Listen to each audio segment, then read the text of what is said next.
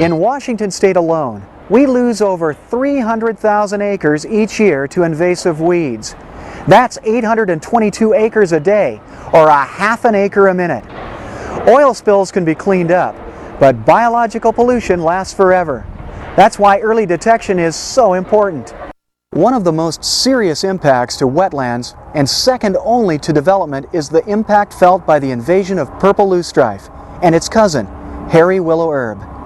Both loosestrife and hairy willow herb grow in the same kinds of habitat, and because they look similar, some gardeners have even taken to replacing purple loosestrife with hairy willow herb.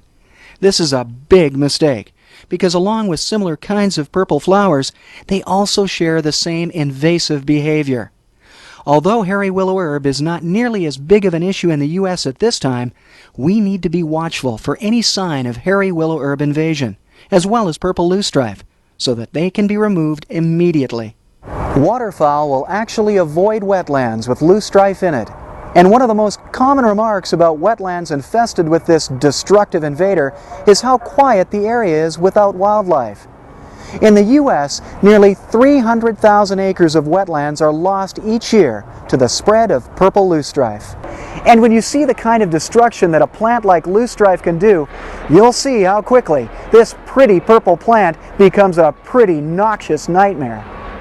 Well, the problem is that that pretty purple plant is a noxious weed called purple loosestrife, and purple loosestrife will produce about 3 million seeds, and they're very, very tiny seeds, and those seeds can be carried from everything from a wind current to your cat's fur to birds, the mud on birds' feet, all kinds of ways, and so they could be transported to other parts without your knowledge and could be growing there as well. Unless folks are able to figure out that all 3 million seeds stay right there next to the plant, which would be pretty tough to guarantee, it's something that needs to be controlled.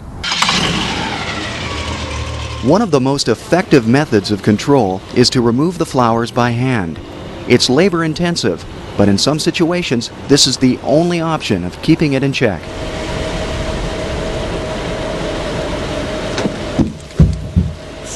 Oh yes, I love loosestrife. It's one of my favorite weeds. It's a great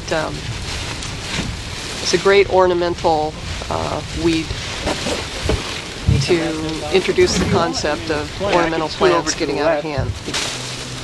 One of the reasons why loosestrife is still manageable here is because the Whatcom County Noxious Weed Board has taken the lead on encouraging its control. They've even developed a tool to help educate people about the dangerous dual nature of loosestrife.